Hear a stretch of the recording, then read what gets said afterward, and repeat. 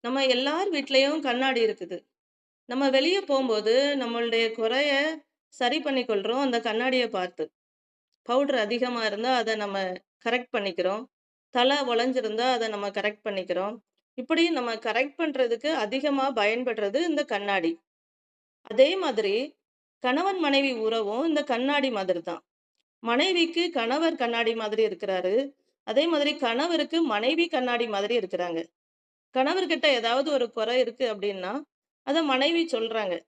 "ஏங்க நீங்க இத இப்படி பண்ணாதீங்க. இத மாத்திக்கோங்க." அப்படின்னு சொல்லும்போது, அத கேட்டு அந்த கணவர் சரி பண்ணாங்கன்னா, அவங்களுடைய எல்லா குறைவுகளும் நிறைவாகும்.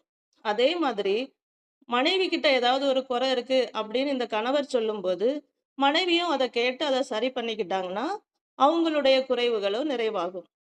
இதே மாதிரி தான் பவுலும் சொல்லியிருக்கிறாரு, நாம் எல்லாரும் திறந்த முகமாய் கர்த்தருடைய மகிமையை கண்ணாடியிலே காண்கிறது போல கண்டு, ஆவியாயிருக்கிற கர்த்தரால் அந்த சாயலாகத்தானே மகிமையின் மேல் மகிமை அடைந்து மறுரூபப்படுகிறோம் அப்படின்னு சொல்லியிருக்கிறாங்க.